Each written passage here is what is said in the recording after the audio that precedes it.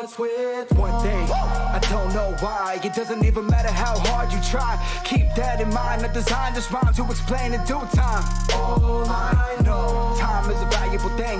Watch it fly by as the pendulum swings. Watch it count down to the end of the day. The clock ticks life away. So unreal. Didn't look out below. Watch the time go right out the window. Trying to hold on, but didn't even know you wasted it all just to watch you go.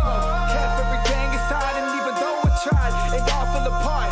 What it meant to me will eventually be a memory of the time I tried so hard and got so far, but in the end, it doesn't even matter. I had to fall to lose it all, but in the end, it doesn't even matter. One thing, I don't know why. It doesn't even matter how hard you try. Keep that in mind and design this rhyme to remind myself how I tried so hard. Despite the way you were mocking me, acting like I was part of your property. Remembering all the times you fought with me, I'm surprised it got so things aren't the way they were before. You wouldn't even recognize me anymore. Not that you knew me back then, but it all comes back to me. In the end, kept everything inside, and even though I tried, it all fell apart. What it meant to me will eventually be a memory of the time I tried so hard and got so far, but in the end, it doesn't even matter. I had to fall to lose it all, but in the end, it doesn't even matter.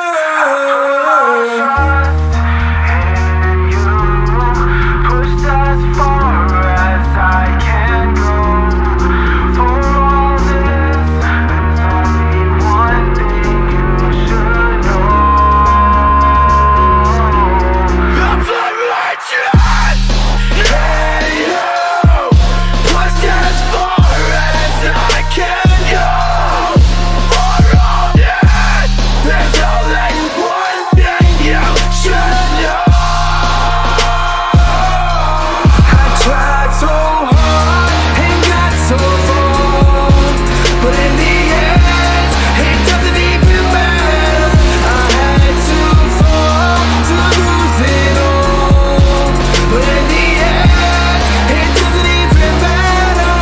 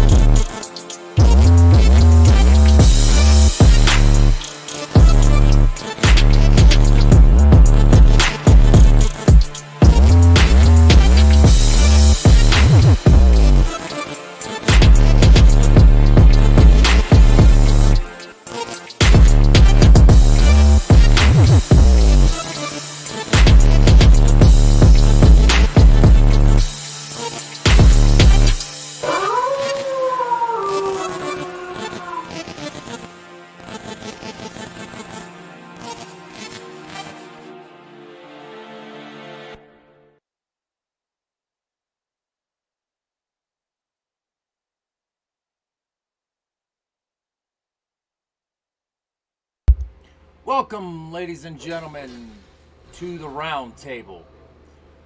This is our part 2 with Pepper Fox. We got the Soul Snatchers, Rain and Sage up there in the corner. We've got our beautiful model, Jessica. And you all know who I am. Unfortunately, my partner in crime is not here today. He had to work, so I'm taking over the show today. This is going to be a 3-hour show. This is going to be going from 4 till 7 o'clock with Pepper. And this is about the justice for her son, okay? And the justice for the whole community of the Pride community. we need to start standing up and actually being able to help ourselves as well.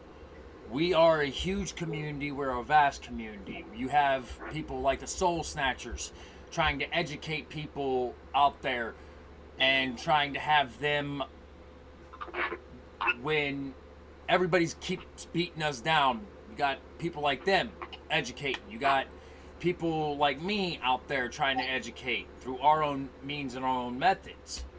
Now, we're going to go over here to Pepper, and before the show fully started, when we were setting up and everything, I overheard you got the Soul Snatchers and Pepper talking about that you went to a Pride event. Yes, I did. I'm here right now in Libby, Montana, and it was a really nice event. There was quite a few people there, including people from Laramie, Wyoming, that came, and it was very loving. There were protesters there. I have to admit that I was a little disgruntled when I first arrived. Google told me it was only going to be a 6.5 hour drive. The way Google took me, it took me like 12 hours to get there. Ooh. And so here I am, I'm getting to the event, and I'm about to park, and I see this guy on a megaphone, right? And he has this whole setup, right? A really loud setup. So it's almost like you could definitely hear it throughout, like over the music, you know, where the drag queens were performing. And it just, for some reason, it rubbed me the wrong way. And, you know, there's a reason why they call me Pepper. I have a little bit of a temper. And I made a U-turn in the gravel and kicked up some dust, and I pulled over, and I went to the back of I went up to him, and actually I was live on TikTok when this happened, and I had the phone in my hand the entire time. The guy's like, you know, preaching, you know, repent, you know, find Jesus, you know, this and that, and I start yelling back at him. He's way louder than I am, and no one can hear me, right? So I go to my car and I get my megaphone, and as he's, you know, saying all this stuff, I'm you know, we started battling back and forth, you know, because I'm a minister too, you know, I'm an ordained minister. I do weddings and whatnot, and anyway, he said he was a minister, and we threw it down, and the thing is I had the megaphone close enough to him that his megaphone and amplifier was picking me up, so I was twice as loud as he was while talking, and he kept, and to the point that finally after our battle, he went for a few more minutes, and then he stopped, and he just sat in the corner and shut up, and with the other onlookers from his church, and just sat there, and they were very quiet, and they didn't bother us anymore. Cool. Well, he asked me. He said, "You don't know what love is," and I'm like, "I definitely know what love is." And he said, "Well, tell me what love is." And I said that it was about caring for someone, loving unconditionally, and I was going on about it. And he said, "No, you don't know what love is." And I said, "My son was killed, and I have been fighting everyone tooth and nail to get him justice. Don't tell me you don't know me. You don't tell me I don't know what love is." You know, I said, "Why don't you tell me what love is without Jesus, bringing up Jesus, without bringing up, you know, Father God, Lord, all that stuff. Tell me what love is." And he couldn't answer me. On that notion right there, okay, I'm going to tell you right now, I was a junior minister when I was actually in the Christian faith myself. Okay? Now, I'm going to really dive back into my past, back when me and Rain first met, basically. And this is something that most people don't know about me. Only my very close circle knows this. Now, I studied at theology at the Academy of Theology and Alchemy on Pelee Island, Michigan. Okay? I spent 6 months there. Okay? To become a full-out theologist and minister. I became a pagan afterwards. Now, what I've learned is love has no religion. Love has no faith. It has no belief. Okay? Love is when you are willing to lay down your life, okay, for someone else, or if you're already willing to lay your life down for that person, if they ask you, instead of laying your life down, why don't you live for me? And you change your whole perspective on life, and you switch everything in your life, okay, for that one person. That is what true love really is, okay? Love is not defined by science. It cannot be defined by science. Science says it's a chemical reaction. But when you actually walk by faith in that, and I'm not just talking Christian, I'm talking all religions. When you actually walk in that line, you actually realize love is not just one belief. It is all beliefs. Love is truth. Okay? It's a natural. Well, it's natural. You know, hate is taught. Yes, hate has to be taught. So does racism. Now, the funny thing about racism is, I learned when I was a kid. And my daddy was a Rolling Stone, if you guys know what I mean. Okay? Yeah. There is not a culture in the world, really, that I don't have a brother or a sister that I have a part of.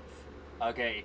Asian, I have African American brothers and sisters. I have Hispanic brothers and sisters. I also have family all over the world. Okay? And they all accept me for who I am. Even though I'm a pagan and I'm gay. Okay? It don't fucking matter. Now, I also heard you're supposed to be going to court tomorrow, is it? No. Tomorrow is my 42nd birthday. The 11th, the 22nd of July is Riley Hill said sentencing, and according to the sheriff's department, the police department, and the prosecuting attorney, the last person of Jason's justice, and that, you know, I should be happy with what I got, because it's a lot more than other people get. What? Well, it's just like, you know, I almost wanted to punch the victim's advocate in the face.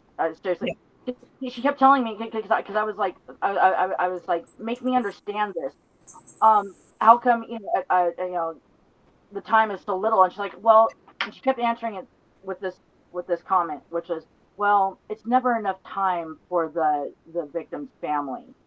And I'm like, 3 months is not enough time.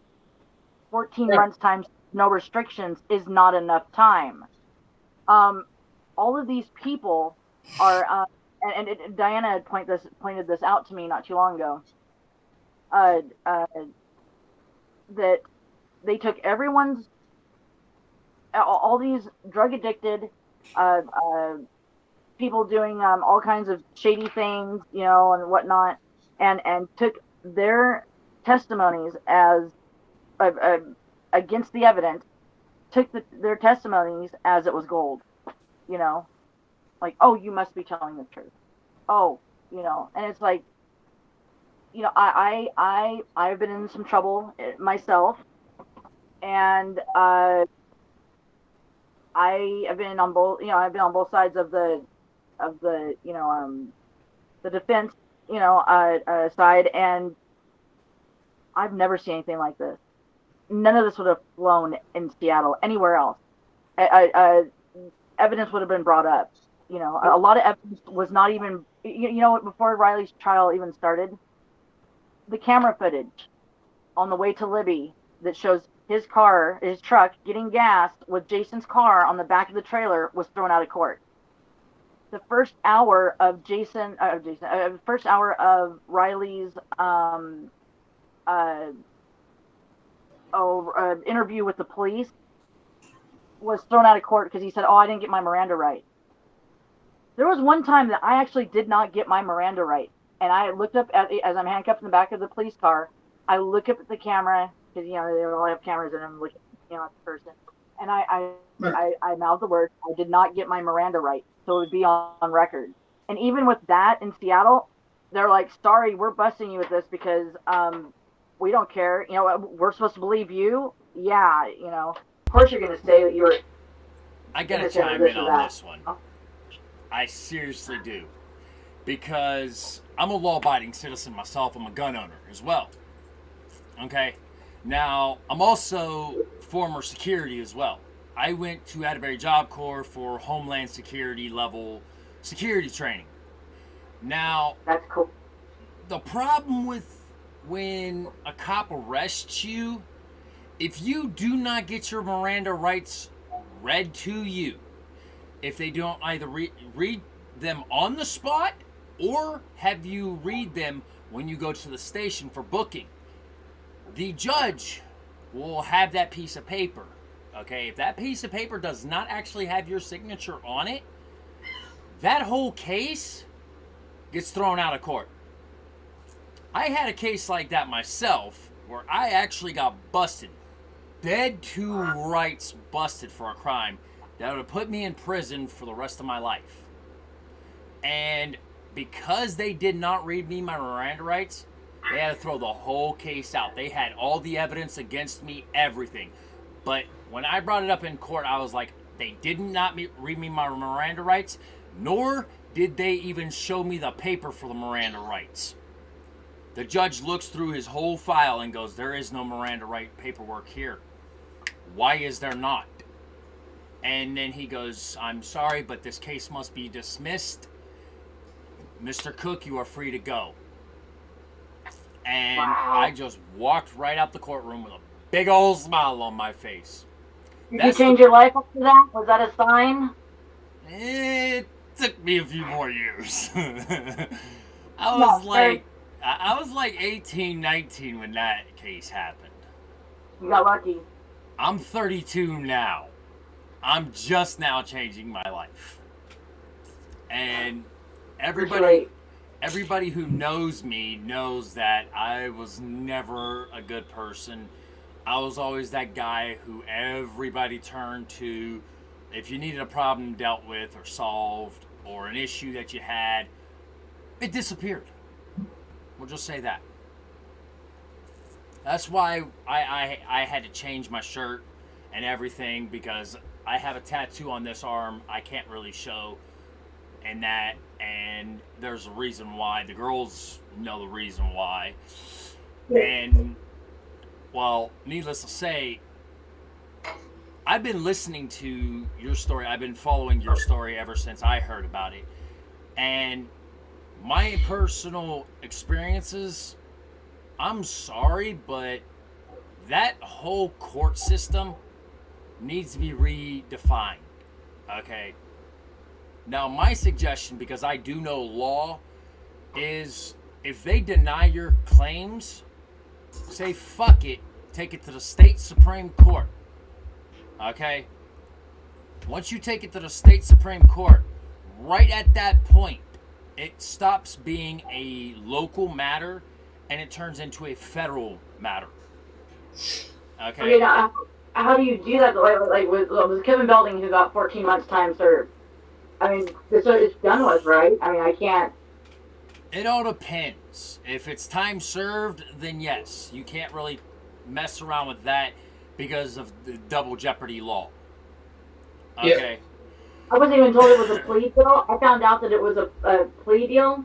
Because so far, whenever they did a plea, I would get a call from the prosecutor. They would say, this is what we're offering. And then in court, the judge would ask, well, how did the victim's family feel about it? And they would say, they're in agreement with it. When it came to Matt Radish Freeman, and they were speaking it out, about what, the plea deal was going to be, I kept shaking my head no. And the judge asked, is the victim's family okay with this? And she said, oh, yes, they are. And I was shaking my head no behind her. And he said, I think we should go to recess for a minute. I don't think the mother of the victim is happy with this. And they had to pull me out in the hallway, and everyone was upset because we were taking a 15-minute break, and it was all my fault that, that we couldn't just keep going, and get this over with, right? But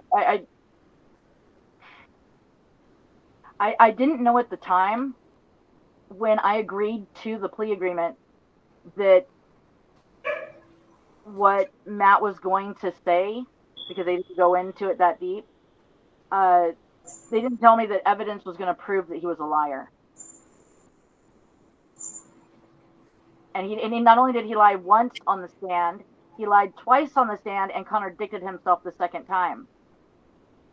And so when his sentencing came up, because the judge could give up to 10 years, I when I got up there, I was like, I have a petition here with a bunch of 1,000 signatures, and I pulled it out, and he stopped me before I could even finish the sentence and said, I can't look at that. I can't take that.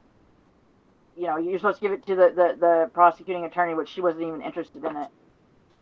I said he needed to get the full time, as much as the law would allow, this and that. Mike said the same thing. Jason's dad, stepmom, brother also, the same thing.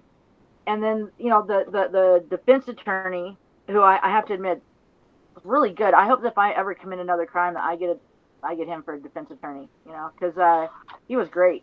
He explained that, and it looked exactly like that without having all the information. It looked like, the family agreed to this plea agreement, and now that it's time for the sentencing, they're contradicting what they had originally agreed upon. And it's like, well, yeah, that's true, but I didn't have all the information. I didn't know that, he was going to contradict himself and continue to lie, and which the evidence proves that he was lying. Jason had no lacerations on his face. Matt Radish Freeman said in court that when Riley had kicked him in the face, that he had a gash going across, his forehead right here, and that's when he ran upstairs and vomited, because Jason's covered in blood, right?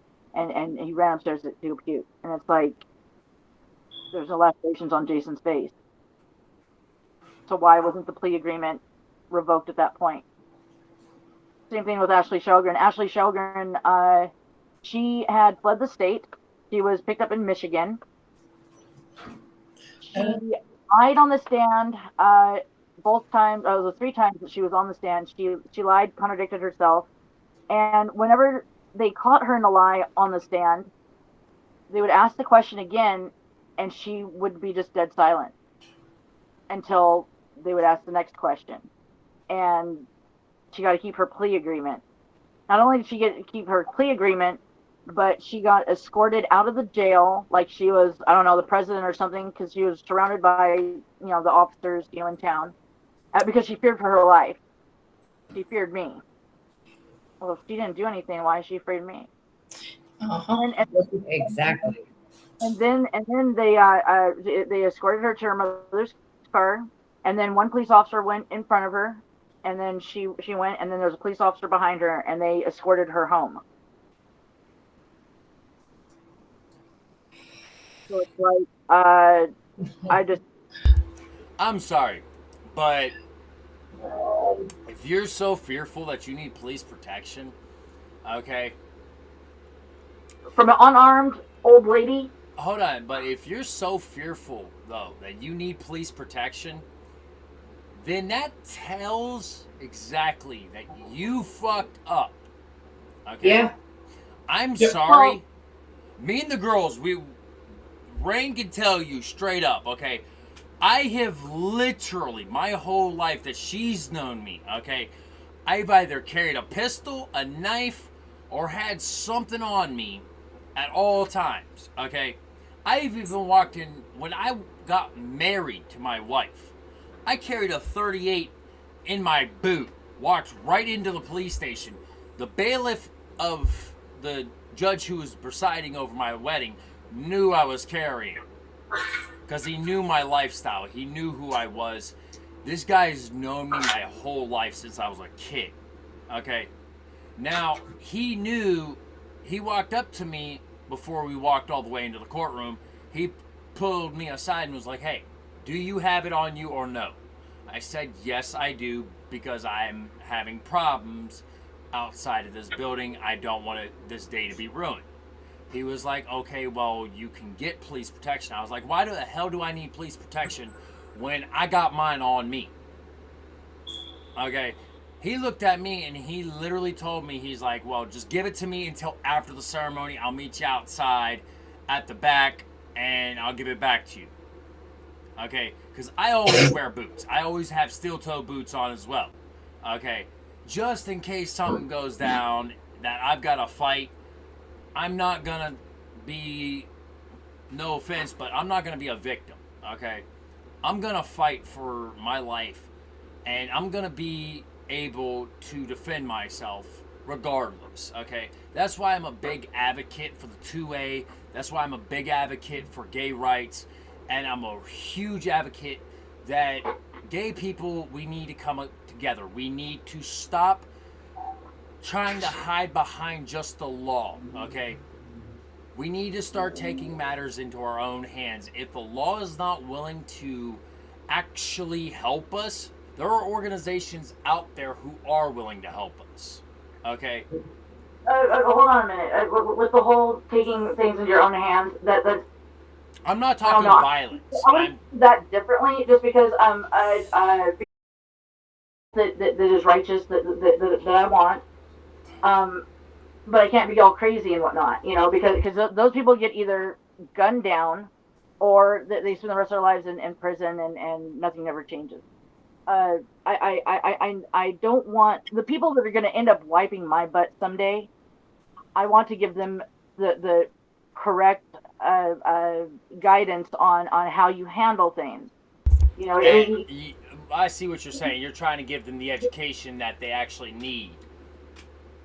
Well, you know, you can't act crazy to get what you want. You can't throw a temper tantrum and burn down a town and wipe everyone out and rebuild it because, you know, you are emotionally, you know, upset over what has happened to your loved one, you know. It's socially unacceptable. And it's a matter of, I don't know. There's a certain way that it's dealt with or proper, and that's the law. Right? Even though that takes forever, it might even be in your lifetime. Well, what I was talking about is there's organizations out there, and we had like a little glitch just a couple minutes ago, but if you guys are just tuning in and everything, this is Pepper Fox. This is part 2 of her story in that. And, well, as you guys can see, my fluffy buttercup is not here tonight. Unfortunately, he had to go to work. And this is going to be a 3-hour event, okay? Just for the people who are just coming in and everything. But going back to your subject, what I'm talking about is most people don't actually know that there is an actual law department that deals with just LGBTQ rights, okay? Where are they? Wow, I need to be hooked up with them.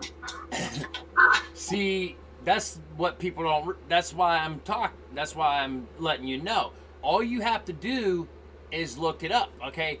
You go into Google, you research civil rights, LGBTQ, okay? And they bring up all these organizations that would actually help you out. Lawyers. But I've been shut down by several of them because they're like, "Are you gay?" And I'm like, "No." And they're like, "Why would we help a straight woman?" I'm like, because my son was homosexual. See, with those kind of people, you have to approach it a certain way, though. Okay, I understand. A certain way. Yeah. My gay was killed, and yes. and nobody's doing anything about it, and I'm trying to hide it. Mm-hmm. And they're like, "Gay?" And I'm like, "No." And they're like, "Click." So I mean, how would I go about it? Would I lie and tell them, you know, hey, yeah, I'm gay. I love women, You No. know, I mean, like, yeah, You just say I, you're a I supporter of can LGBTQ, real and how you have to approach it though is you have to go to them and say, okay, my son was homosexual. Okay, he loved the same sex. I supported him. I support your guys' community. I'm a huge advocate, and I'm an And advocate ally. for you guys as well. So, to help my son who was homosexual or who was gay, would you guys be able to help me out and actually helping me get the legal advice and the legal representation for his rights, for what has happened to him? Because he was brutally murdered, and he just because he was gay, it was classified as a hate crime. Okay. okay. What's it called? The Lambda Legal. Lambda Legal. I did that with Lambda Legal. Lambda Legal asked me what my income was. And I said, well, before this happened, I was making $83,000 a year. But I haven't worked, so I've been going through savings, not making any money right now. So I guess with what I have left in savings, I make between 20 and 30,000. And he said, I'm sorry, there's no services here to help you. We can't help you. And I have all the emails. I have all the emails from them. Wow. The email from I forgot which group it's now, but one of the groups that said, why would the gay community help a straight woman? A straight white woman, actually, is what they said. And Ladies, I'm going to step out for a second, and I'm going to text one of my partners who is part of an organization that I'm part of. I'll be right back. Okay, the girls already know the exact organization who I'm about to be texting. Yep. And Yep. I'm going to be talking to them and see if I can help you out. Give me one moment. in AACP, down here in Boston. No. It is nothing to do with the AACP. The organization is called the Order of the Hood. I have been a member, and I am a founding father of the Order of the Hood. Okay? We are ex-gangbangers and ex-criminals who've turned our lives around, who try to help out our communities in our communities. I have 17.7 million members strong in that organization. We are all over this world. We are connected to every criminal organization in the world. Okay?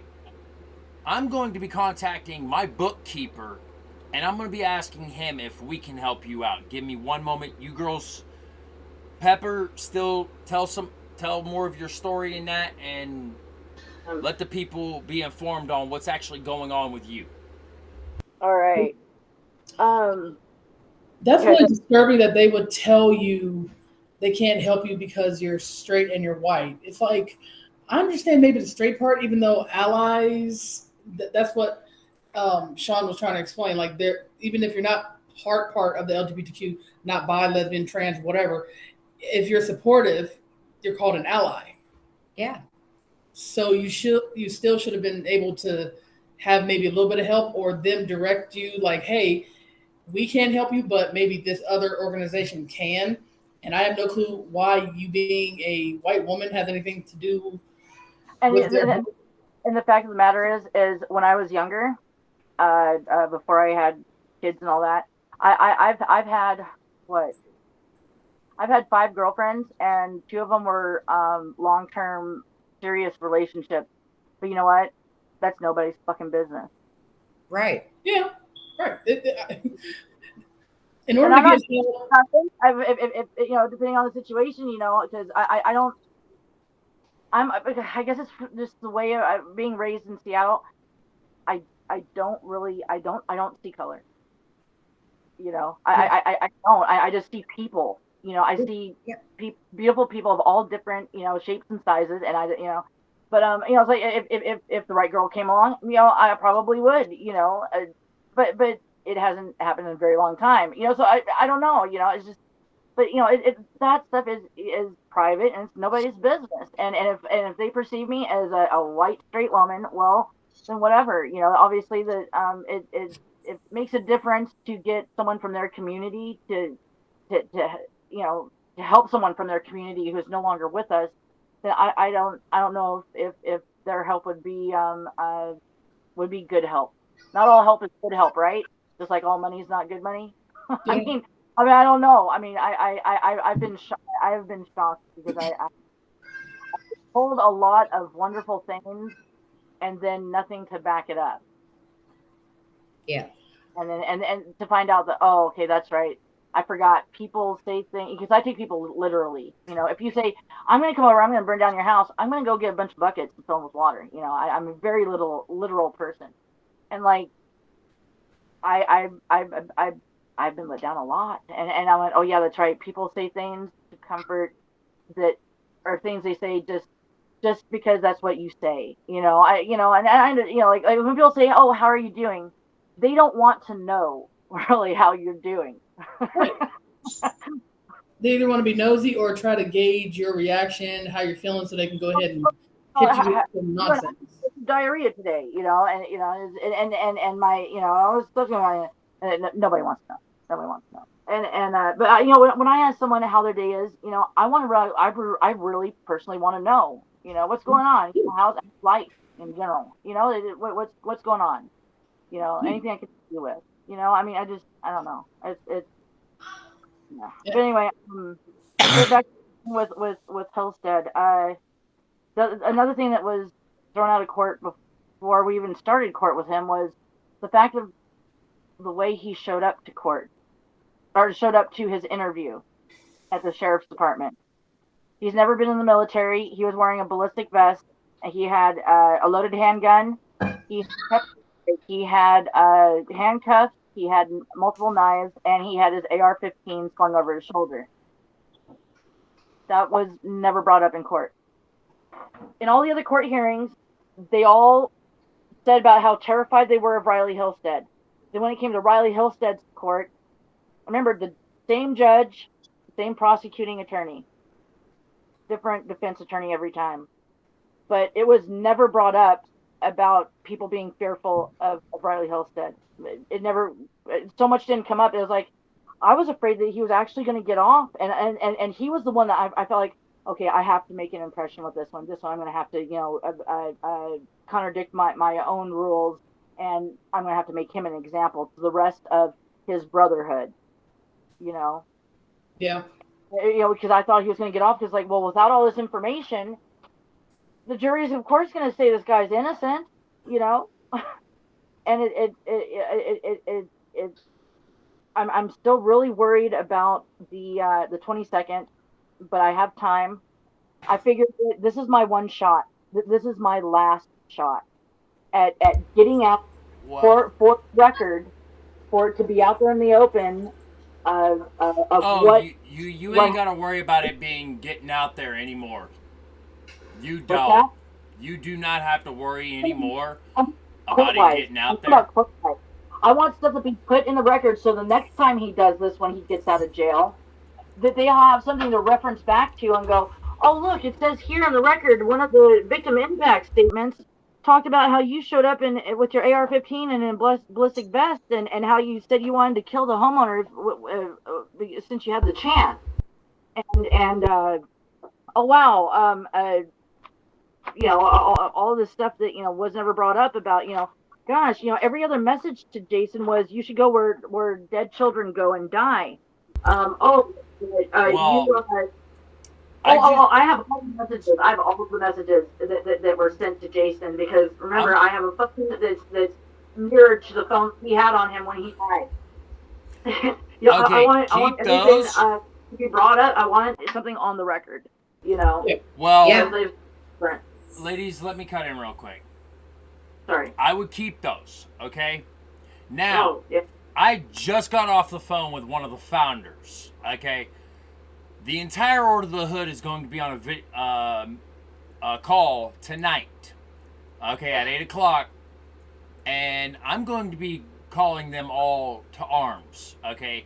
To see if we can actually get an event together for the Order of the Hood. Now, our primary base is in Indianapolis, Seattle, Washington, Portland, Oregon. We have bases in Arizona. Okay, we have bases in New Mexico. Nothing in Spokane? Spokane, Washington? Yeah. I will have to talk to the Washington founder, and I will be speaking to him tonight as well. But we are for the Order of the Hood and Shankudo Industries, which is not any part of BTMX. Shankudo Industries is my own personal business I started 12 years ago. Okay. It is a $15 million corporation. Okay. That I stepped away from, and I walked away from it because I was too young, I was too immature, and I walked away from that. And now they're a huge industry company. I'm going to be talking to the board of directors for them as well. Okay. And I will be pulling my name behind your name for the Order of the Hood. Okay. I'm going to be calling every single one of my brothers and sisters up to arms to help you out. Thank And you. I'm going to let you know most of us are ex criminals. Most of us are ex gangbangers, mafia. There's not any of us that are not from the hood or from that life. But we are going to come together and we're going to try to help you out, and we're going to try to get the funds together so you can actually fight this shit properly. Thank you. I appreciate that. And there's a lot.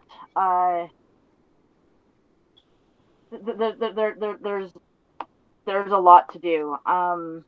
Remember we got the people that were actually arrested. You know, they've done their time or doing their time is or be determined is the not including the people that got immunity, but we got Sean Bella, Riley Hillstead, Claude Merritt, Matt Radish Freeman, and Kevin Belding. People that got immunity were Amanda Pearson, JoJo Sharp, Ashley Shelgren, and Autumn Gillon. And I said Amanda Pearson already. Then the people that have not been and won't be looked into by the Ponderay County Sheriff's Department. That I actually have recordings, evidence, video footage, Jason's messages from his iCloud on is his cousin of all people, Jennifer Lee, Chris Lee, Eric Benzo, Joseph Quinn is deceased now. Ashlyn Schroeder, Steve Bernard, who is actually just became missing not too long ago. Johnny Radis, which is Matt Radis Freeman's brother. Eva Pratt was also there, Matt's mother. J.R. Volkman. Casey Jr. has been missing since the anniversary of Melinda Lopez's disappearance after what she said at Jason's candlelight vigil of 11:15. Melinda Lopez, who's been missing since 11:15. David Porter, who has fled the state, and then it would get down and dirty with the corruption of the police department. Like I said, I have recordings, I have video footage, I have messages from the following. Officer Lopez, who is actually going to prison because he told on himself. He was the school officer who told his therapist that he was touching his nephew while he was sleeping, and is now in jail looking at prison time on the Idaho side.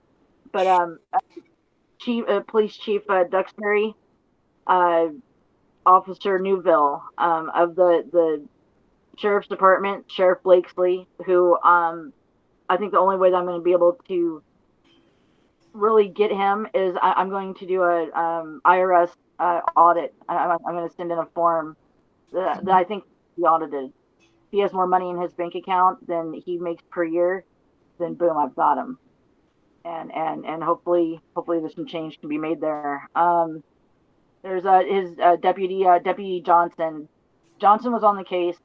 Johnson is the one that fought me tooth and nail all the way, and he was angry. He was the first officer or deputy that I met when the police handed over to the sheriff's department Jason's file.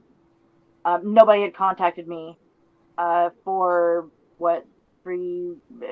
Oh no, it was 2 weeks. And no one had contacted me at all. And when I went out to 22 Yargans Road, and looking back on it now, I did a Facebook Live. I walked the whole property for about an hour before someone who was watching that was involved called the sheriff's department and said, "Hey, he's out there at 22 Yargans Road," and the sheriff's department showed up.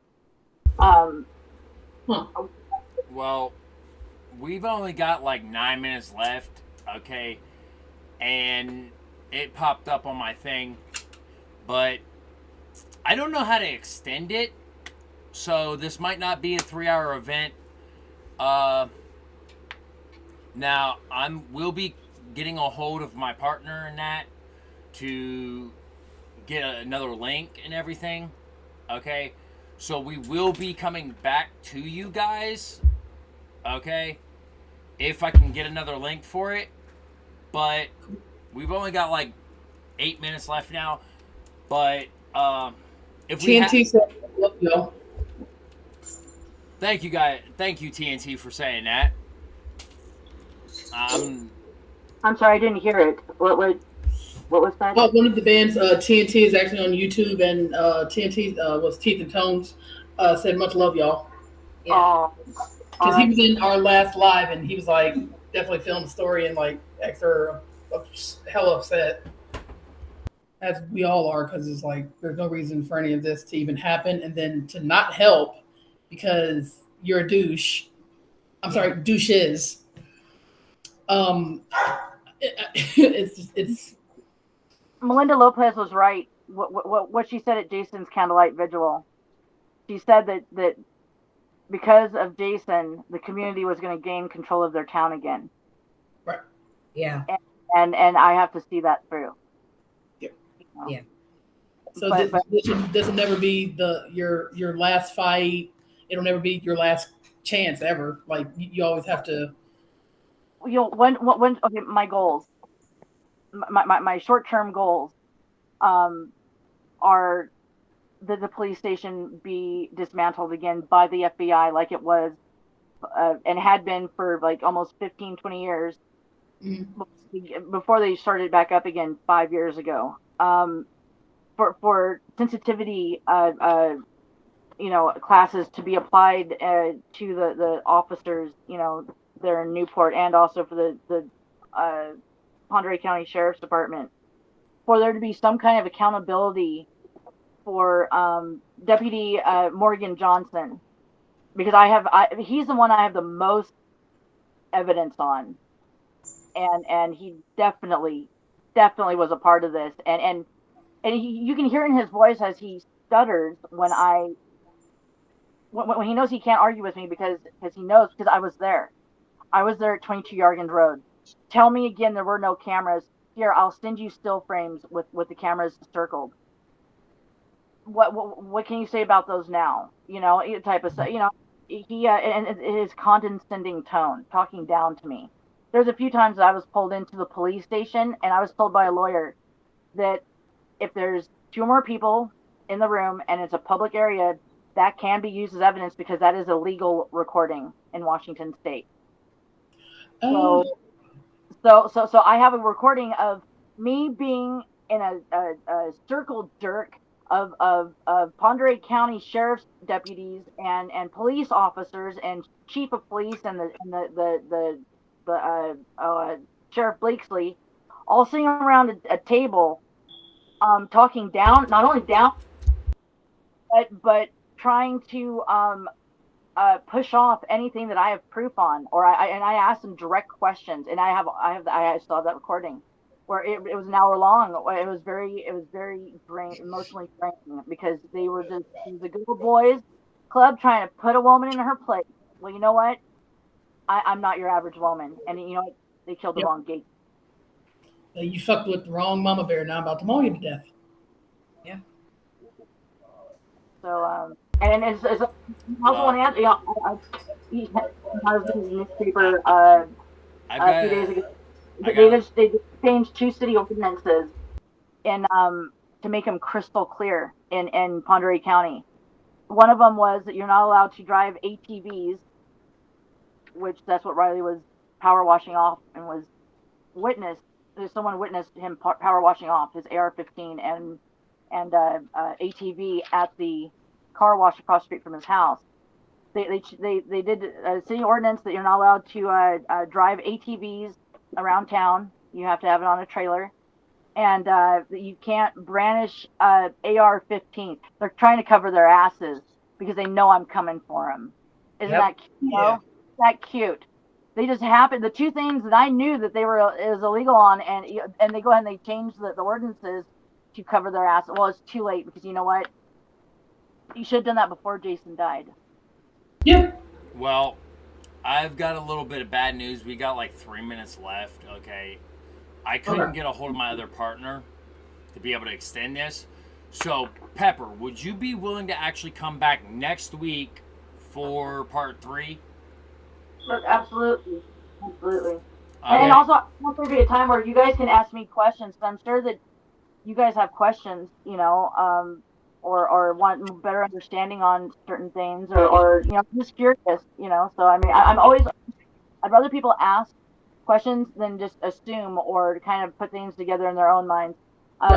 Well, as a mercenary, okay, I'm gonna put it straight the fuck out there. Fuck this shit. I'm sick and tired of sugarcoating. I'm not a baker, okay? I used to be a mercenary, okay? I mean a hired soldier, man who basically killed people for money, okay? I have a friend who is a U.S. Marine and I have several friends that are U.S. military who served in mercenary organizations that I've told about this story. They're up to arms right now. They're pissed the fuck off at this situation, okay? They are willing to even come there, okay, in full fucking gear to even protect you if you need it. Hey, tell them to come on with it. I'll be here. I'll be in Newport from now, I'll be in Newport from 2 days from now all the way to the 23rd. You know, bring them on. I need bodies there. I need people there. I was told by someone who is in the court systems, who is trans, they said, hey, you need to get as many people as you can to that to those court hearings every single time. Well, this call's about to end, okay? But we will be back next week with Pepper, okay? We got Jessica here. Soul Snatchers, our beautiful, lovely LGBT rainbow community. Well, I'm sorry, guys, but that has ended. We're going to leave you guys off, okay?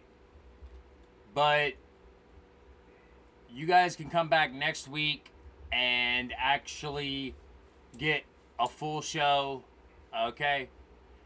Thank you for all the viewers who have come, and thank you guys for being